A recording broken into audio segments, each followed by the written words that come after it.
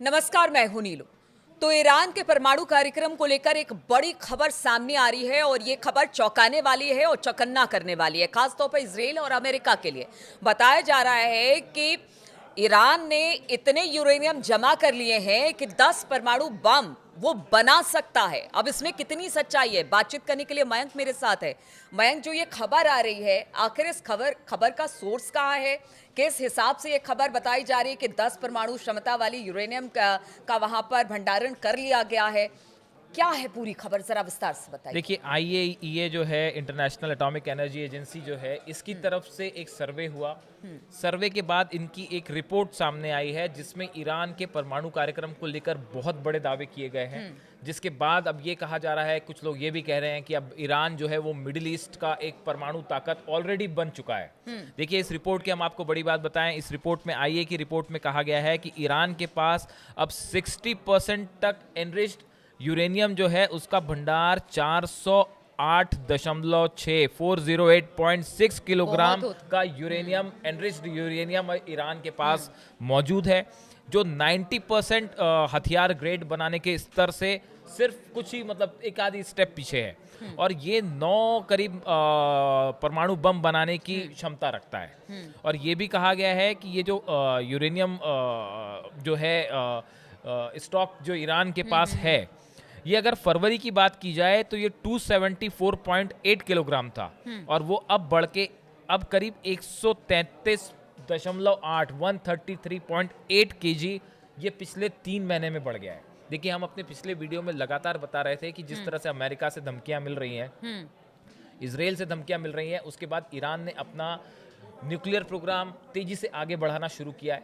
और ये उसी का, देखिए, ये उसी के आंकड़े ये बता रहे हैं। अगर आईएई के रिपोर्ट को माना जाए तो ईरान का परमाणु कार्यक्रम बहुत तेजी से आगे बढ़ रहा है। इंटरनेशनल एटॉमिक एनर्जी जो आईएईए है, इनकी तरफ से जो बात कही गई है कि Iran now possesses over 400 KG of uranium enriched to 60% purity, well above the level used for civilian purposes. इनका कहना ऐसा है कि भाई सिविलियन पर्पसेस के लिए, मतलब जो आपके सिविल प्रोग्राम के लिए जो यूरेनियम चाहिए, इससे कहीं ज़्यादा जो है वो ईरान के पास ऑलरेडी आ चुका है। आईएए के जो चीफ है राफेल ग्रोसी, इन्होंने कहा है कि सैन्य उद्देश्य के लिए परमाणु परीक्षण से अब ज्यादा दूर ईरान नहीं है।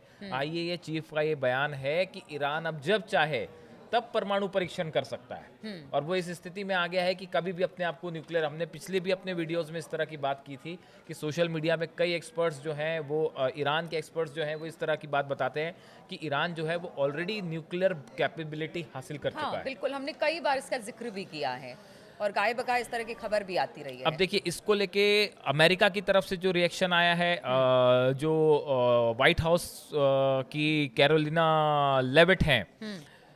लेविट हैं, जो प्रवक्ता है वहाँ की, उन्होंने कहा है कि जो स्टीव विटकॉफ हैं, ट्रम्प के special envoy, he has sent a detailed and acceptable proposal to Iranian regime and it's in their best interest to accept it। अब ये बताया जा रहा है कि अमेरिका की तरफ से इस रिपोर्ट के सामने आने के बाद एक नया प्रपोजल भेज दिया गया है न्यूक्लियर डील को लेकर। अब जिसको लेकर ईरान को रिस्पॉन्ड करना है, ये बात कंफर्म कर दी गई है ईरान की तरफ से कि एक नया प्रपोजल अमेरिका की तरफ से मिला है। और अब्बास अराक्ची जो उनके विदेश मंत्री हैं, उन्होंने कहा है कि we will respond to the US proposal in the line with the principles, national interest and rights of the people of Iran. Abbas Araghchi ने फिर से वो बात कही है कि भाई हम ईरान के नेशनल इंटरेस्ट के हिसाब से, लोगों के हितों के हिसाब से जो अमेरिका का नया प्रस्ताव आया है, हम उस पर रिस्पॉन्ड करेंगे।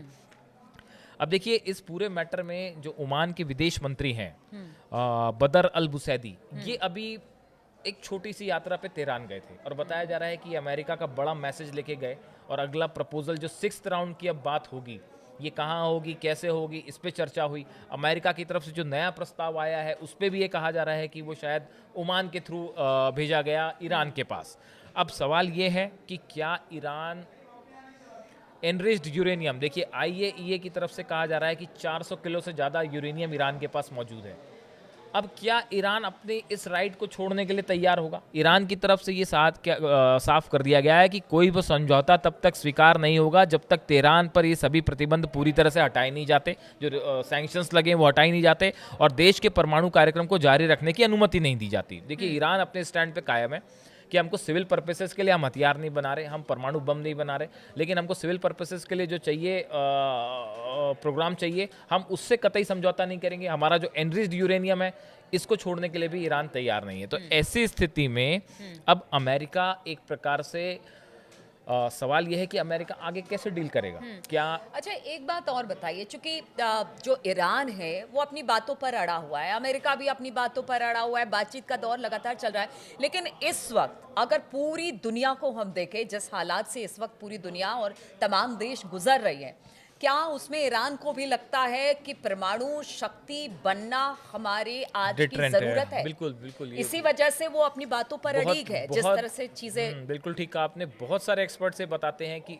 एक डिटरेंट के रूप में देखिए, ईरान जिस तरह से इराक पे हमला हुआ उसके बाद जो है एक इस तरह की भावना शायद ईरान के बहुत सारे जो अधिकारी हैं या जो एक्सपर्ट्स हैं या सुरक्षा सलाहकार हैं, खामेनी के उनके सुप्रीम लीडर हैं, उनका मानना ये ऐसा है कि भाई आपको अगर आप परमाणु कैपेबिलिटी हासिल कर रहे हैं, न्यूक्लियर कैपेबिलिटी हासिल कर लेते हैं, तो फिर किसी भी कंट्री के लिए आप पे हमला करना आसान नहीं होता। अगर आपने आपको परमाणु तो शक्ति संपन्न देश घोषित कर दिया तो हमला करना आसान नहीं होगा, और ये एक डिटरेंट के रूप में काम करेगा, ऐसा एक बड़ा सेक्शन जो है वो ईरान का मानता है।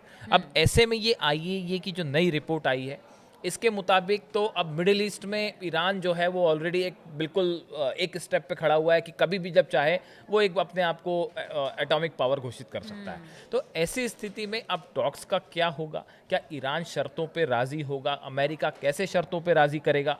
ये एक बड़ा सवाल। बिल्कुल, देखिए हमने बहुत सारे वीडियो इससे पहले भी बनाए हैं और हर बार यही होता है कि क्या जो समझौता, परमाणु समझौता ईरान और अमेरिका के बीच में हो रहा है वो किसी मुकाम तक पहुंचेगा, क्या इसका कोई हल निकलेगा? क्योंकि जिस तरह की खबरें आ रही हैं और जिस तरह के दुनिया भर के देशों के हालात इस वक्त बने हुए हैं, उसमें तो यही लगता है कि अब हर देश चाहता है कि वो अपने तरीके से बिल्कुल अपनी आत्मरक्षा के लिए वो हथियार बनाए, नई चीज़ों को जुटाए, ताकि वो अपने आवाम और अपनी देश की रक्षा कर पाए। अब ऐसे में आगे किस तरह से बातचीत बढ़ती है और जो चीज़ें लगातार परमाणु समझौते को लेकर बातें सामने आ रही है, उसमें क्या सच्चाई है, इस पर लगातार हमारी नज़र बनी रहेगी। आप बने रहिए हमारे साथ।